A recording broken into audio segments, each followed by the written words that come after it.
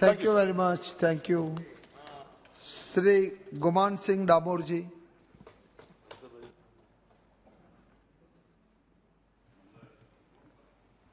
धन्यवाद सभापति महोदय।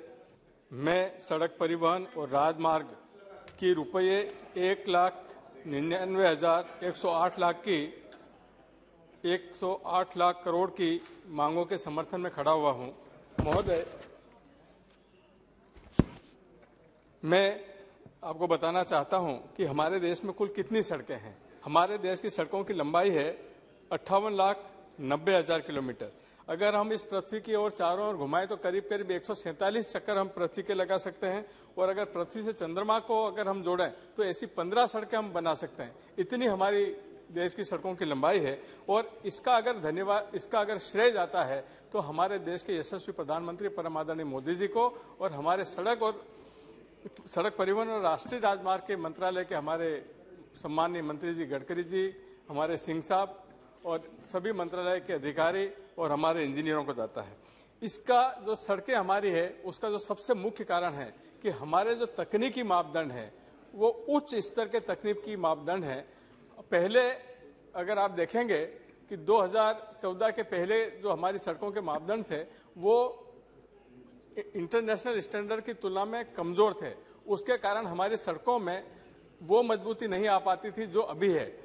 पहले सड़कों में पाइपिंग एक्शन बनने के कारण सड़कें हमारी खराब हो जाती थी, परंतु अब हमारी सड़कों में जो निर्माण होता है उसमें सीमेंटेटेड सब बेस बनता है, उसमें WM बनता है, उसमें DBM बनता है, बिटुमिन कंक्रीट सरफेस बनती है। इसके कारण आज हमारी सड़कें विश्व स्तरीय सड़कें हैं, और इसका मुख्य कारण है हमारे देश के यशस्वी प्रधानमंत्री परम आदरणीय मोदी जी के मन की बात को हमारे मंत्रालय द्वारा समझना। मैं इस जो हमारा बजट है इसकी बहुत सारी खासियतें हैं, उसके बारे में मैं बताना चाहता हूं कि हम लोग बहुत तेजी से सड़कें बना रहे हैं। 2004-05 की बात करें तो 7 किलोमीटर प्रतिदिन की सड़क की रफ्तार थी। आज हम 37 किलोमीटर पर आए हैं, और आने वाले समय में जो हमारा लक्ष्य है वो 50 किलोमीटर प्रतिदिन का है। और हम अलग अलग मापदंड की सड़कें बना रहे हैं। हमारे गांव की सड़क अलग है, प्रधानमंत्री सड़क अलग है, नेशनल हाईवे अलग है, स्टेट हाईवे अलग है, मेजर डिस्ट्रिक्ट रोड अलग है। तो इस प्रकार से विभिन्न मापदंडों की सड़कें बनाने के कारण आज हमारी कनेक्टिविटी एक अंतर्राष्ट्रीय स्तर की बनती जा रही है। मैं सभापति महोदय आपको बताना चाहता हूं कि जो हमारी बजट में जो सबसे अच्छी खासियत है वो ये है कि हमने प्रधानमंत्री गति शक्ति योजना को जगह दी है, और ये प्रधानमंत्री गति शक्ति योजना करीब करीब 16 मंत्रालयों को लेकर बनी है, और इसमें 7 इंजन के हमारे कार्यक्रम होंगे। और इस प्रधानमंत्री गति शक्ति योजना के कारण हमारे किसानों को फायदा होगा, हमारे व्यापारियों को फायदा होगा, हमारे उद्योगपतियों को फायदा होगा, हमारे यात्रियों को फायदा होगा, हमारा माल का परिवहन को फायदा होगा। और ये जो हमारी सड़कें बन रही हैं, इन सड़कों के निर्माण में जो सबसे बड़ी बात है वो सुरक्षा की बात है। हम ऐसा नहीं कि आंखें बंद करके सड़कें बना रहे हैं। आज हमारे पूर्व में जो हमारे एक्सीडेंट होते थे वो एक्सीडेंट हम मिनिमम कर रहे हैं। पूरे देश में ब्लैक स्पॉट्स को आइडेंटिफाई करके जो रोड सेफ्टी के लिए हमारा अलग एक विंग काम कर रहा है, और उसके कारण हम कई लोगों की जान बचाने में सफल हो रहे हैं। आज जो हमारा बजट है, इस बजट का तो मेरा अनुरोध है कि ये पूरे सदन को एक स्वर में, एक मत में, ध्वनि मत से इसको पारित करना चाहिए, क्योंकि इतना अच्छा बजट अभी तक नहीं आया है। आगे और अच्छा आएगा। मैं इसके साथ साथ मेरे क्षेत्र की जो मैं कुछ सुझाव देना चाहता हूं। मेरा सुझाव ये है कि हमारे जितने जिला मुख्यालय हैं, हमको जिला मुख्यालयों को 4 लेन से अनिवार्य रूप से जोड़ना चाहिए।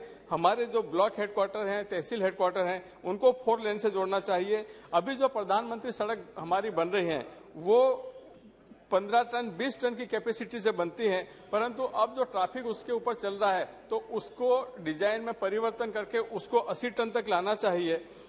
इसके साथ साथ मेरी कुछ मांगे हैं, उस मांगों के संबंध में मैं आपको निवेदन करना चाहता हूं कि हमारे दिल्ली, मुंबई जो ग्रीन एक्सप्रेस वे निकल रहा है 8 लेन एक्सप्रेस वे, इस 8 लेन एक्सप्रेस वे जो हमारा मेरे लोकसभा क्षेत्र के रतलाम के पास से गुजर रहा है, तो मेरा आपके माध्यम से अनुरोध है मंत्रालय से कि मल्टी मॉडल लॉजिस्टिक पार्क की स्थापना रतलाम में की जाए। हमारा रतलाम से झाबुआ और अलीराजपुर को 4 लेन से जोड़ने के लिए भारतमाला 2 में आपने रतलाम से झाबुआ को सम्मिलित किया है, परंतु झाबुआ से अलीराजपुर को सम्मिलित नहीं कर पाया, वो टोल रोड होने के कारण। तो इसमें भी कोई माध्यम निकालकर इसको जोड़ दिया जाए। दूसरा, हमारा रतलाम और इंदौर रोड को पेटलावत से बदनावर तक इसको 4 लेन से जोड़ने से हमारी अहमदाबाद से सीधा हम गुजरात को शॉर्टकट से जा सकते हैं, इसको जोड़ा जाए। बड़ौदा से खंडवा नेशनल हाईवे घोषित किया है, परंतु इस नेशनल हाईवे का निर्माण का कार्य अभी शुरू नहीं हो पाया है, इसको शीघ्र शुरू किया जाए। और इसके बीच में मेरे लोकसभा क्षेत्र का जिला मुख्यालय अलीराजपुर आता है, इस अलीराजपुर को अनिवार्य रूप से बाईपास बनाया जाए, क्योंकि अभी जो नेशनल हाईवे गुजर रहा है वो अलीराजपुर शहर के बीच में गुजरने से यहाँ पे काफी एक्सीडेंट होते हैं, दुर्घटनाएं होती है। इसलिए इन दुर्घटनाओं को टालने के लिए अलीराजपुर में बाईपास बनाना जरूरी है। मेरे लोकसभा क्षेत्र झाबुआ से बांसवाड़ा को जोड़ने वाला मार्ग जो है वो 4 लेन नहीं है, तो झाबुआ से थांदला, कुशलगढ़ और बांसवाड़ा को जोड़ने के लिए 4 लेन रोड बनाने की मैं मांग करता हूं। मेरा लोकसभा क्षेत्र जनजाति बाहुल्य क्षेत्र है और हमारे यहाँ जो विलेज की रचना है, इन विलेजों में बहुत सारे हैबिटेशंस बने हैं, छोटे छोटे हैबिटेशंस, और मुख्य गांव से एक दूसरे हैबिटेशंस की दूरी, जिनको वहाँ फालिया बोलते हैं, वो फालिया की दूरी 10-10, 15-15 किलोमीटर है। ऐसे लंबे जंगल के क्षेत्र में है, तो जो इन विलेज रोड बनना चाहिए वो रोड नहीं बनी है, तो इन विलेज रोड बनने को प्राथमिकता दी जाए। एक हमारा जो नेशनल हाईवे नंबर 47 है, वो गुजरात की सीमा से मध्य प्रदेश की सीमा में जब आते हैं तो उसका लंबे समय से संधारण नहीं हुआ है, और इसके संधारण का भी प्रस्ताव हमारे यहाँ मुख्यालय पे आया हुआ है। तो मैं आपके माध्यम से मांग करता हूं कि ये संधारण का जो प्रस्ताव है इसको स्वीकृत करें, ताकि उस नेशनल हाईवे नंबर 47 का पिटोल से हमारे माछलिया तक जो अभी उखड़ गया है, इसका संधारण हो सके।